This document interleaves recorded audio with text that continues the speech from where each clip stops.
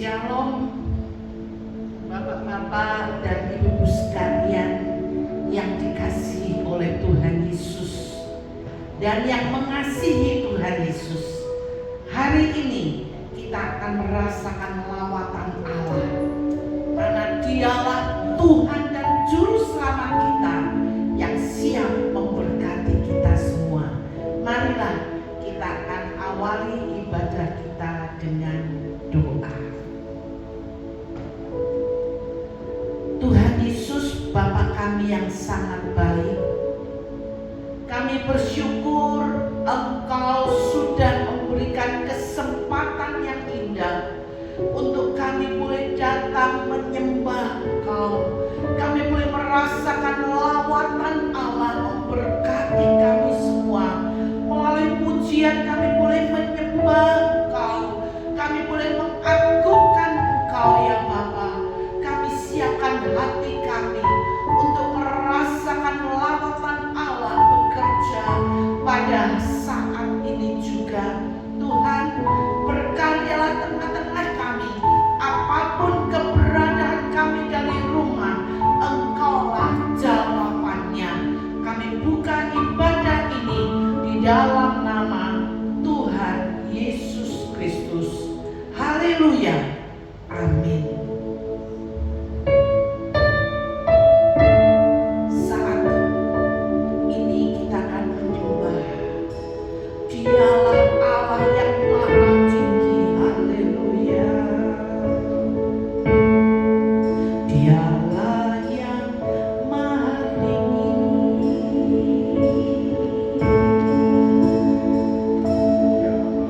Dialah yang maha suci.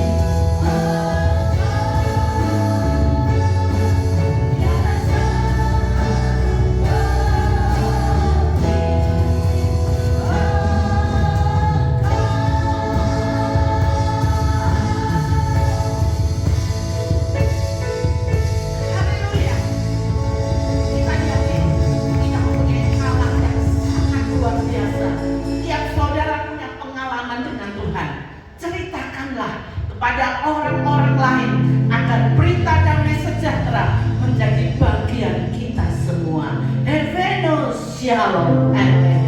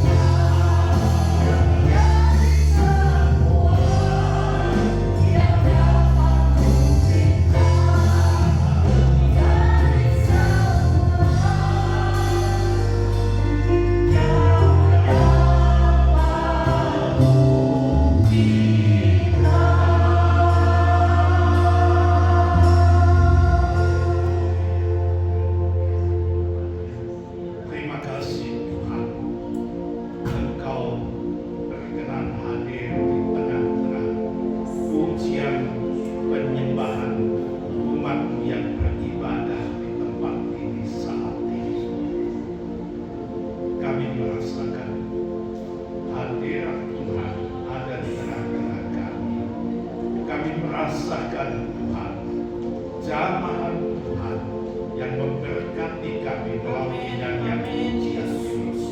Dan kami percaya Tuhan, puji sembah yang kami naikkan berkenan memuliakan nama Tuhan. Terima kasih Tuhan. Tiba saatnya kami akan duduk diam di bawah kaki Tuhan untuk sama-sama mendengar dan merenungkan firman Tuhan.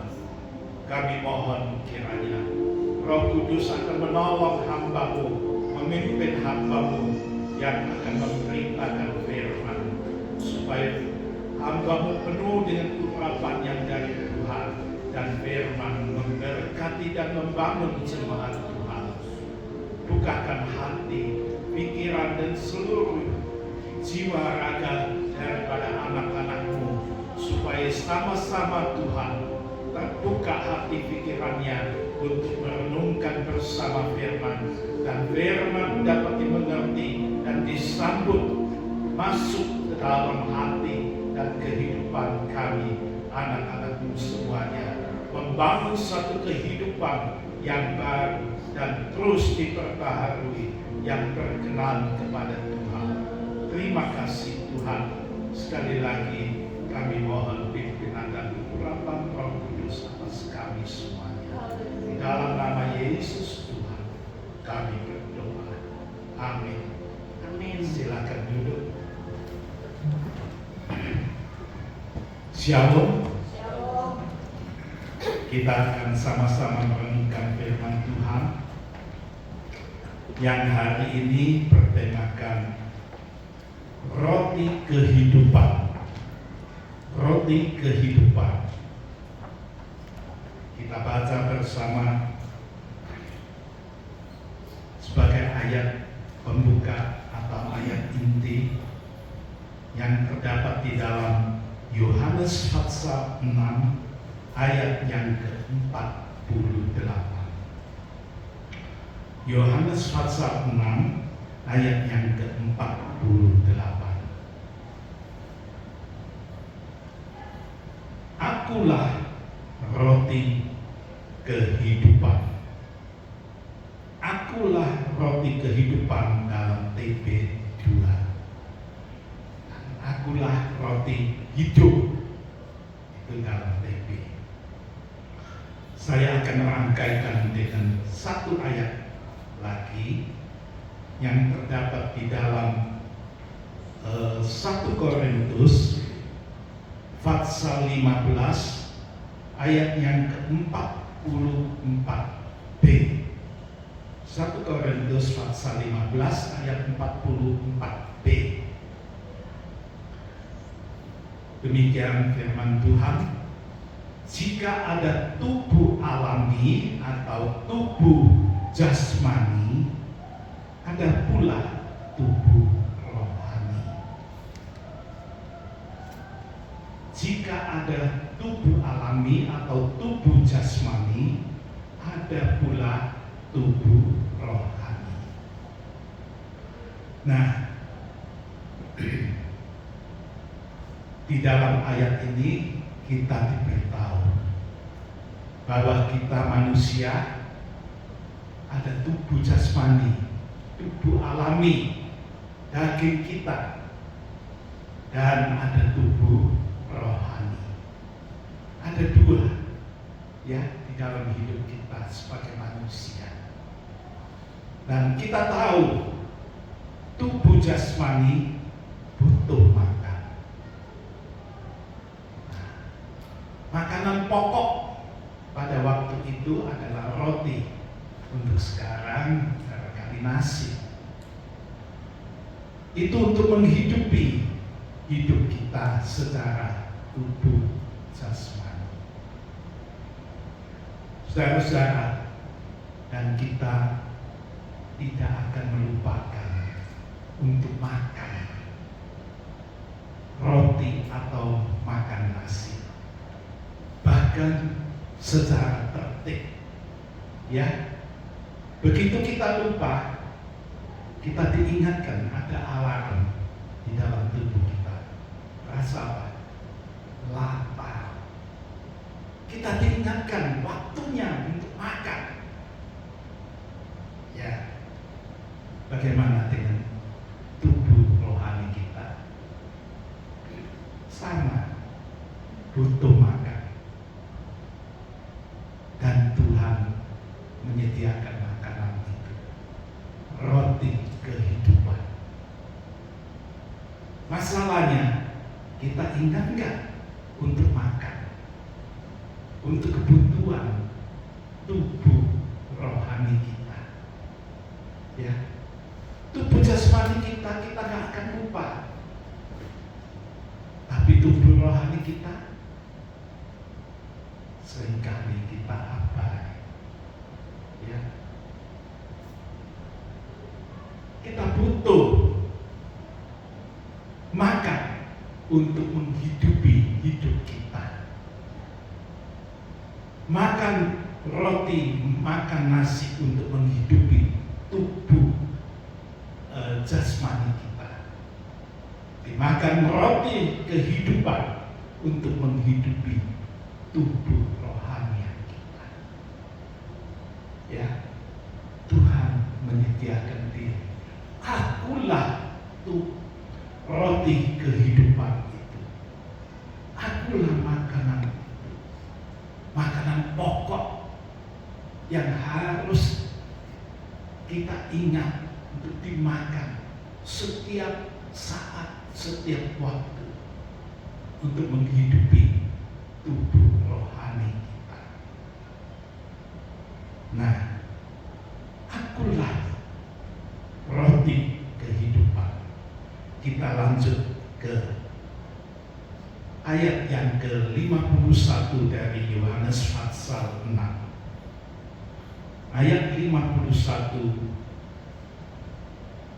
demikian firman Tuhan. Akulah roti hidup. Roti yang hidup ini yang telah turun dari surga. Jikalau seseorang makan roti ini, dia akan hidup selama-lamanya. Dan roti yang akan kuberikan kepada untuk dunia ini ialah dagingku. Saudara-saudara, melalui ayat ini Tuhan memberitahukan, menjelaskan apa sebenarnya roti hidup itu, roti kehidupan itu. Akulah roti kehidupan. Yang pertama, apa roti kehidupanku? Adalah aku, Yesus, roti kehidupan. Yesus yang bagaimana? Yang telah turun dari surga. Dan kalau makan roti ini, akibatnya bagaimana? Ia akan, siapapun yang makan roti ini, ia akan hidup untuk selama-lamanya. Dan Tuhan merujuk, roti itu adalah daging.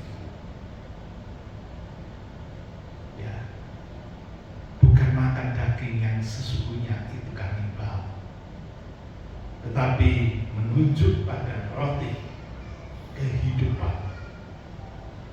Saudara-saudara, ada 3 hal yang diungkapkan di ayat 51 ini. Akulah roti hidup, yang pertama, yang telah turun dari surga. Yang kedua, siapapun yang makan akan hidup untuk selama-lamanya.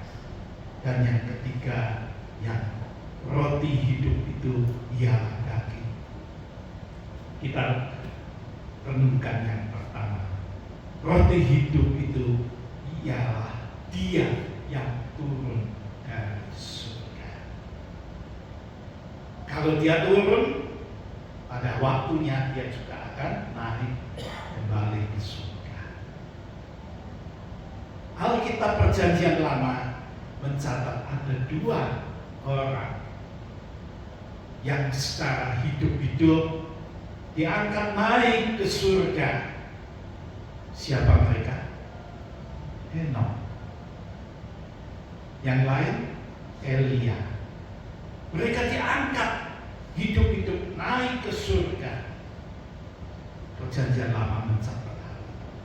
Tetapi mereka bukan berasal dari surga. Ya.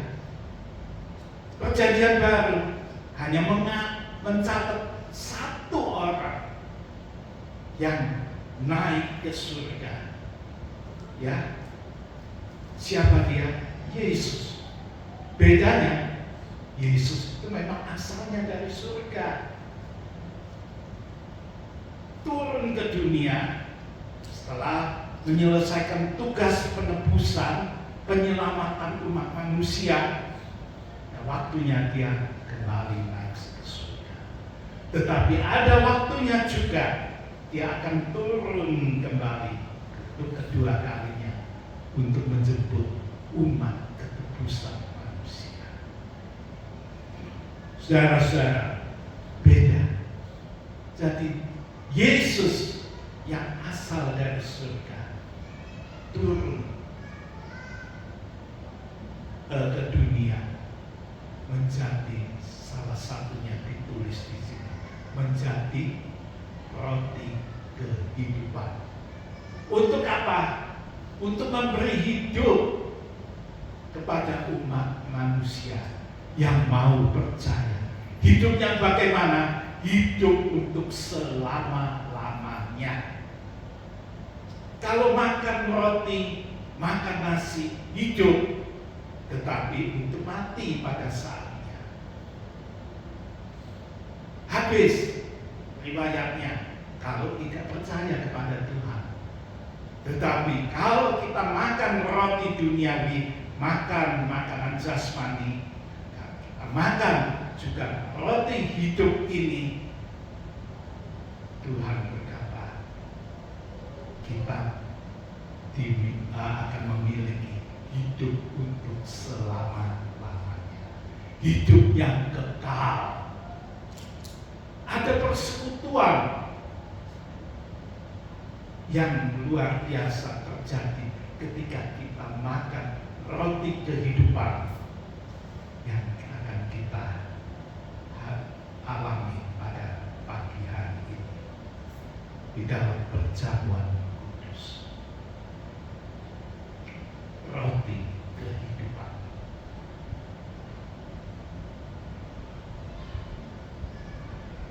Lanjut ayat yang ke 53. Karena itu kata Yesus kepada mereka, sesungguhnya aku berkata kepadamu, jikalau kamu tidak makan daging anak manusia dan minum darahnya, kamu tidak mempunyai hidup di dalam dirimu. Nah, di sini kebalikannya. Kalau kita tidak makan roti kehidupan itu, tidak minum cawan darah Yesus, tidak ada kehidupan di dalam kita. Ya, itu jelas. Kehidupan yang kekal tidak dapat diberikan oleh dunia. Hanya Dia yang dari surga, Yesus yang dari surga turun ke dunia menjadi roti kehidupan. Kalau kita makan itu, baru ada kehidupan kekal di dalamnya. Karena kita percaya bahwa roti kehidupan itu adalah daging Yesus yang pada waktu itu Dia mengalami penyaliban di sana, dan kemudian setelah 3 hari Dia mati dikubur, 3 hari kemudian Dia bangkit. Roti kehidupan mengalahkan kematian. Roti kehidupan mengalahkan maut. Itu yang diberikan kepada umatnya. yang percaya, yang mau bersekutu di dalam tubuh dan darah Kristus. Kalau tidak, manusia tidak ada kehidupan kekal di dalam dirinya. Lanjut ayat yang ke-54. Siapa yang makan daging dan minum darahku, siapa saja yang makan dagingku dan minum darahku, ia mempunyai hidup yang kekal, dan aku akan membangkitkan dia pada akhir zaman. Ini janji Tuhan. Siapa yang makan dagingku, siapa yang minum darahku, inilah perjamuan kudus. Ya, tubuh dan darah Tuhan. Nah, dikatakan siapa yang makan dan minum daging dan darahku, dia mempunyai hidup yang kekal. Jaminannya apa? Jaminannya, aku, Yesus, akan membangkitkan dia pada akhir zaman. Akhir zaman itu akhir dari suatu masa. Masa apa? Zaman akhir. Ya. Jadi ada zaman akhir. Zaman akhir ini diawali dengan kedatangan Kristus turun ke dunia, lahir di Betlehem. Itu tanda awal daripada zaman akhir. Akhir zaman bagaimana? Akhir zaman itu ketika Yesus datang kedua kali membangkitkan orang, umat yang percaya kepadanya untuk diangkat sama-sama ke surga. Ada titik awal, ada titik akhir. Ibarat kalau kita lari, ada titik awal, startnya. Itu startnya. Kemudian ada lari. Itulah masa atau zaman akhir. Sampai garis finish, itulah akhir zaman. Ya. Nah, kita coba melihat apa yang terjadi pada zaman akhir. Zaman akhir ini suatu masa, suatu periode. Kalau akhir zaman merupakan satu momentum, satu saat yang singkat. Nah, kita melihat satu masa, zaman akhir. Apa yang ditulis di dalam Alkitab? Satu bagian saja. Tidak ada ya, belum tercantum di sini. Saya bacakan saja. Di dalam Matius pasal 24 ayat 12 yang berbunyi demikian. Matius pasal 24 ayat yang ke-12. Dan karena makin bertambahnya kedurhakaan, maka kasih kebanyakan orang akan menjadi dingin. Ini yang terjadi di dalam zaman akhir. Ini yang terjadi pada zaman akhir, bahwa banyak orang akan berbuat durhaka. Apa arti durhaka? Dia tidak memperhatikan. Apa yang diperhatikan? Firman Tuhan. Apa yang tidak diperhatikan? Persekutuan di dalam tubuh dan darah Kristus. Apa yang tidak diperhatikan? Kehidupan yang sudah diperbaharui untuk kembali pada manusia lama. Manusia baru kembali kepada manusia lama. Pada zaman akhir zaman akhir banyak terjadi bahwa manusia durhaka itu bertambah. Kalau durhaka tidak memperhatikan firman Tuhan, tidak mau nurut firman Tuhan, apa yang terjadi? Kekacauan yang terjadi.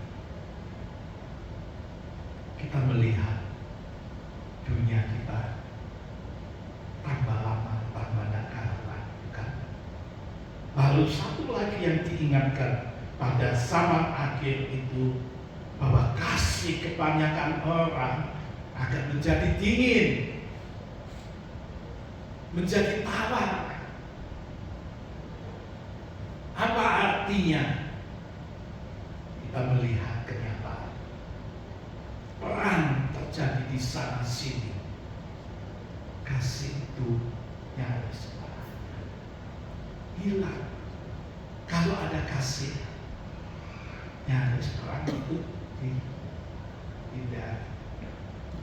Lalu apa yang terjadi? Perselisihan, perpecahan di dalam kehidupan rumah tangga. Suami istri, kalau kasihnya menjadi dingin, menjadi tawar, rawan berpisah. Itu banyak terjadi pada zaman akhir. Statistik mencatat bahwa perceraian itu tambah lama tambah banyak terjadi di sana sini. Akibat apa? Salah satunya karena kasih menjadi dingin. Kalau kasihnya hangat, terkobar-kobar, saling mengasihi suami dan istri, mereka merasa hangat, harmonis, dan bahagia.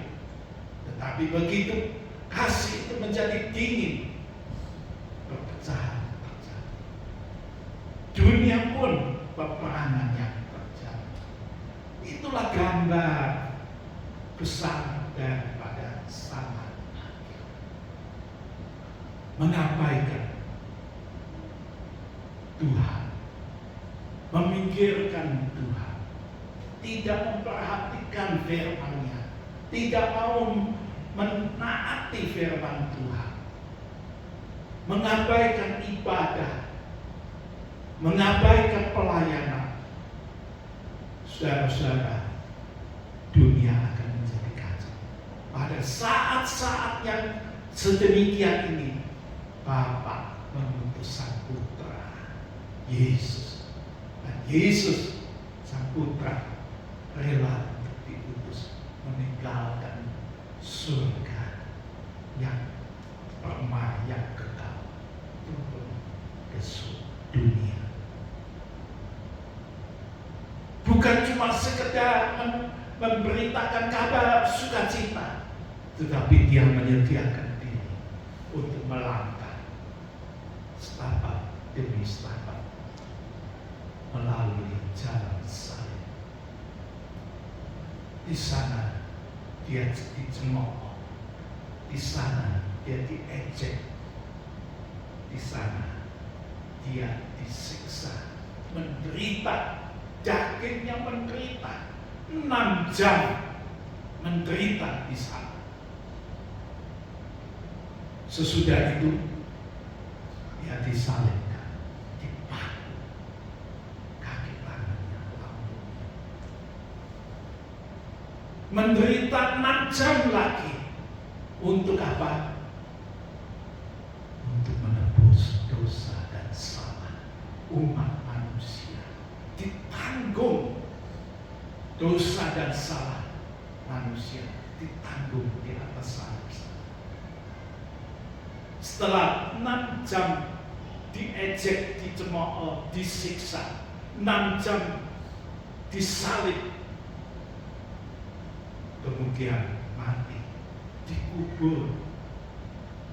3 hari kemudian Dia bangkit kembali. Selama 3 hari dikubur, Dia masuk di alam barzah. Dia menggumuli maut, kematian, diperangi, Dan akhirnya Yesus yang asal dari surga menang. Dia hidup kembali untuk menyelamatkan umat manusia yang mau percaya kepada Dia, yang mau hidup taat setia kepada Dia. Saudara-saudara, inilah zaman akhir. Di balik segala kedurhakaan, di balik segala kasih yang menjadi tawar, Tuhan datang. Yesus datang dengan kasih. Kasih ilahi. Rela dihina, rela disalib, rela mati.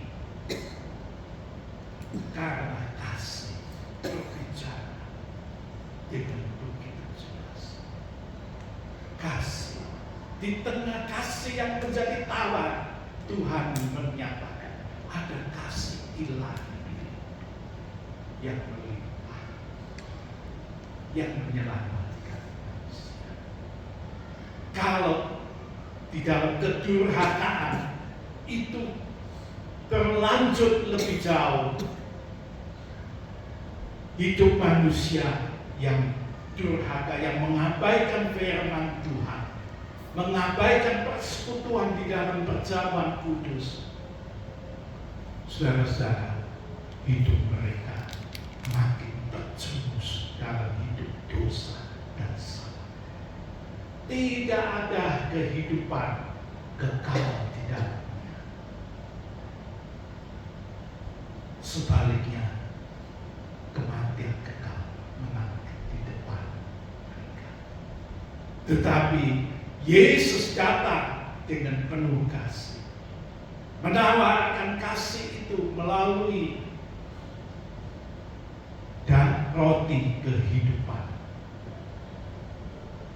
supaya yang percaya kepada Dia, bahwa Dia adalah Sang Mesias, Dia adalah roti kehidupan, kita menyambut itu, maka kehidupan itu ada di dalam hidup kita.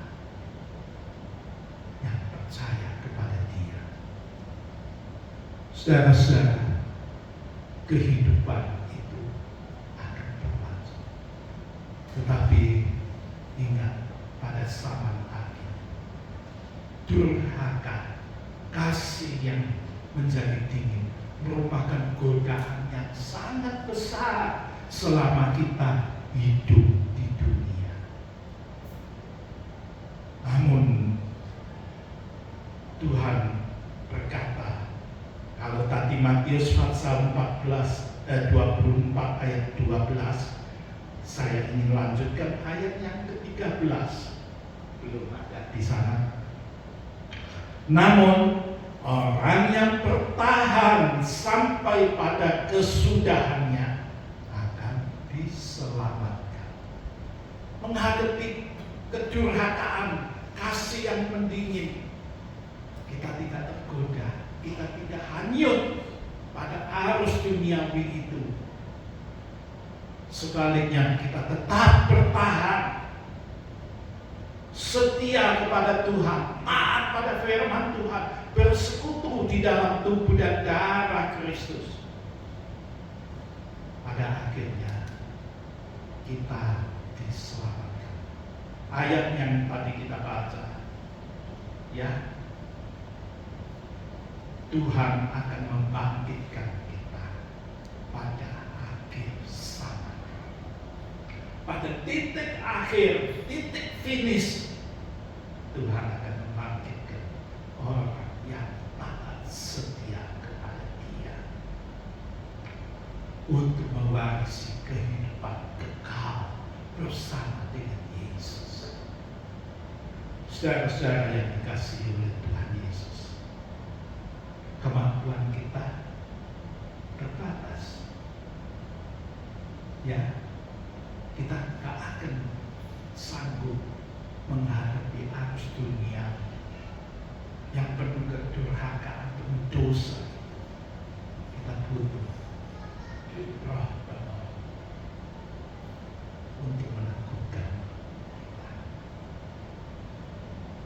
untuk menjamah hidup kita setiap hari, setiap saat.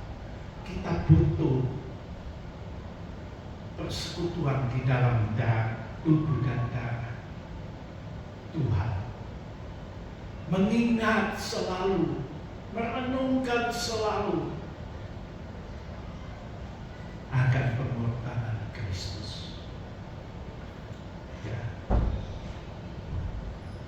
Ayat Alkitab berkata, setiap kali kita makan dan minum tubuh dan darah Kristus, kita mengingat kematian, mengingat pengorbanan Tuhan, mengingat kasih Kristus.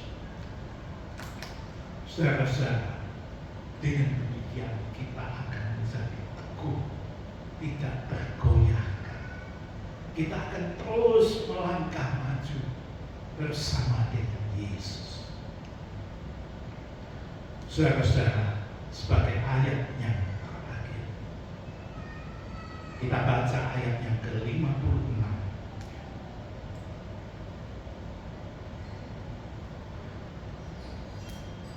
Siapa saja yang makan dagingku dan minum darahku, ia tinggal di dalam aku dan aku di dalam dia. Kalau tadi siapa saja yang makan dagingku dan minum darahku, dia mempunyai hidup yang kekal. Dia akan dibangkitkan pada akhir zaman. Sekarang siapa saja yang makan dagingku dan minum darahku, bersekutu dengan Tuhan, ia di dalam aku, ia di dalam Tuhan, dan aku Tuhan di dalam dia. Apa artinya? Hidup kita melekat dengan Yesus, Putra Allah. Kalau hidupnya melekat, kita ingat firman Tuhan tentang pokok anggur. Bila caranya itu lepas dari pokok, dia akan kering, dia akan dibuang, dibakar, habis. Tetapi cara yang melekat dengan pokok anggur yang benar itu, dikatakan dia akan tetap hidup subur dan menghasilkan buah yang banyak, buah yang menyukakan hati Tuhan, buah yang memberkati sesama. Kehidupan yang bagaimanakah ini? Dapat kita bayangkan. Hidup bukan cuma hidup kekal yang kita peroleh, tetapi selama kita hidup di dunia, hidup kita ini menjadi hidup yang penuh arti. Bukan cuma datang untuk move, tetapi ataupun mengalir begitu saja. Ya, hari-hari lewat hari mengalir begitu. Tapi Tuhan menunjukkan hidup yang penuh arti, hidup yang berguna bagi sesama, hidup yang memberkati sesama. Berkat itu bukan asalnya dari kita, dari persekutuan kita dengan tubuh dan darah Kristus. Kita melekat, kita beritakan pengorbanan Kristus, kita beritakan kasih Kristus, kita beritakan keselamatan dari Kristus. Itulah buah yang kita hasilkan di dalam hidup kita. Hidup kita akan menjadi hidup yang berarti. Saudara-saudara, inilah hidup yang Tuhan kehendaki. Akulah roti kehidupan.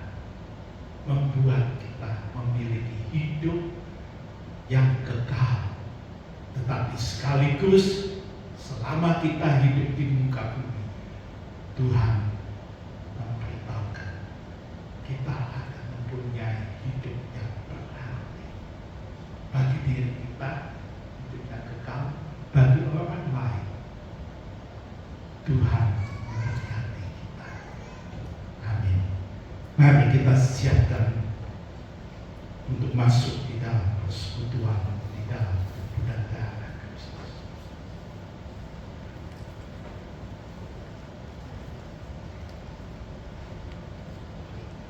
Apakah ada yang masih belum mendapatkan? Kalau sudah, saya undang jemaat untuk berdiri.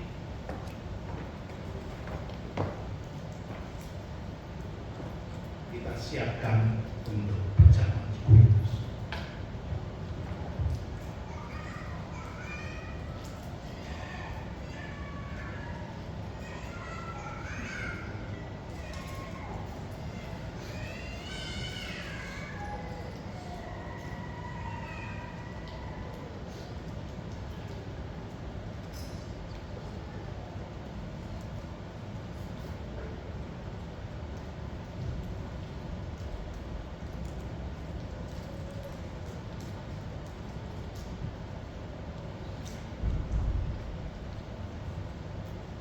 Kita angkat roti dengan tangan kanan kita junjung tinggi-tinggi, kita dengarkan firman Tuhan. Tuhan Yesus pada malam waktu ia diserahkan mengambil roti, dan sesudah itu ia mengucap syukur atasnya. Ia memecah-mecahkannya dan berkata, "Inilah tubuhku yang diserahkan bagi kamu. Perbuatlah ini menjadi peringatan akan kamu." Bukankah roti yang kita pecah-pecahkan adalah persekutuan dengan tubuh Kristus? Amin. Mari kita makan bersama Yesus.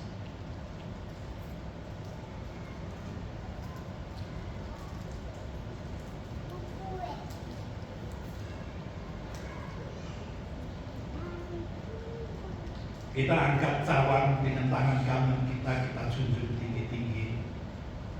Kita dengarkan firman Tuhan.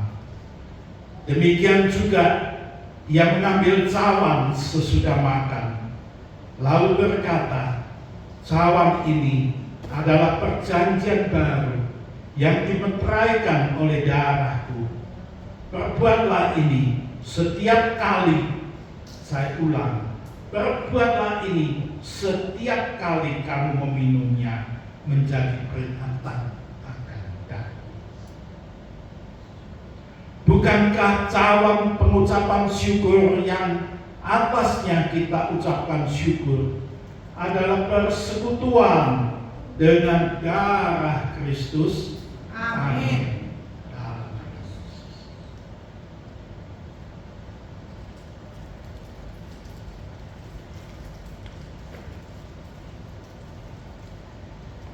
Terima kasih Tuhan, kesempatan Tuhan berikan kepada kami untuk bersekutu lagi di dalam tubuh dan darah Tuhan. Melalui persekutuan ini, Tuhan mengingatkan kami pada penderitaan Tuhan di atas kayu salib, mengingatkan kami akan kasih Kristus pada kami yang percaya kepada Tuhan Yesus, mengingatkan kami bahwa kehidupan kekal Tuhan berikan kepada kami adalah anugerah kasih Tuhan. Tuhan, kami sering lupa memberi makan tubuh rohani kami. Tidak seperti kami ingat selalu akan memberi makan tubuh jasmani kami.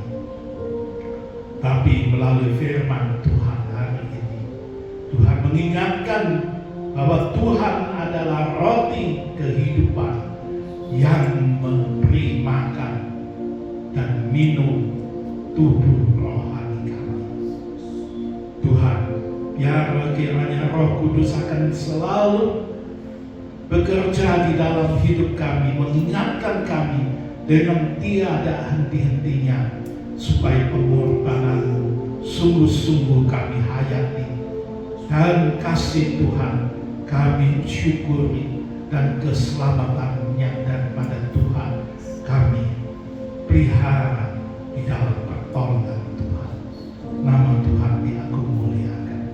Terima kasih Tuhan, demi nama Yesus Tuhan kami berdoa. Amin. Silakan duduk kembali.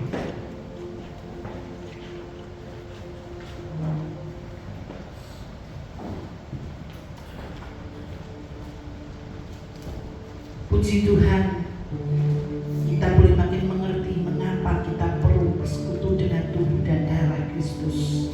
Kita makin menghargai korban Kristus yang telah dicurahkan untuk menyelamatkan saudara dan saya. Kita akan persiapkan persembahan yang terbaik untuk Tuhan, dan kita akan berdoa.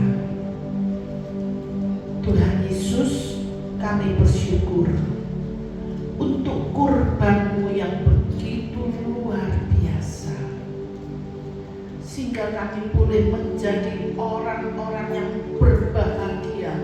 Bukan hanya di muka bumi Engkau menjadi milikku dan aku menjadi milikmu, tetapi sampai kelak, sampai pada akhir zaman, kami boleh dimenangkan. Kami boleh terbilang orang-orang yang berbahagia menjadi milikmu. Karena Tuhan ajari kami untuk terus menggenapi firman Tuhan. Kami persiapkan persembahan yang terbaik untuk Tuhan. Dalam nama Yesus Kristus kami berdoa. Amin. Hidupku menggenapi firman.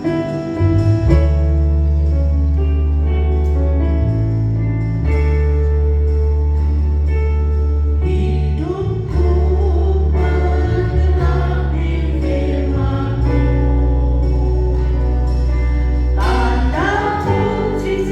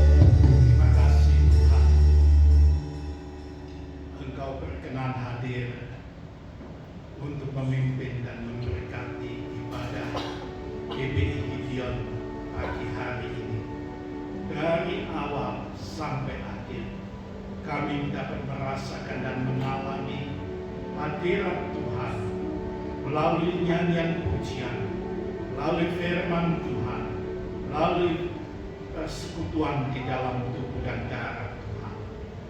Biarlah ini menjadi bekal yang berarti bagi hidup kami melangkah ke depan bersama dengan Tuhan. Terima kasih Tuhan. Tiba saatnya kami akan berpisah satu dengan yang lain. Mohon Tuhan, sebelumnya Engkau sekali lagi berkenan mencurahkan berkat Tuhan atas sidang jemaat Tuhan. Saudara-saudara yang dikasihi oleh Tuhan Yesus, pulanglah dengan membawa berkat kasih anugerah daripada Bapa yang di surga. Membawa pulang keselamatan, hidup yang kekal, dan sukacita dan damai sejahtera yang daripada Tuhan kita Yesus Kristus. Dan kiranya persekutuan di dalam Roh Kudus menyertai kita semuanya mulai saat ini sampai Maranatha Tuhan Yesus datang kedua kali. Terpujilah nama Tuhan.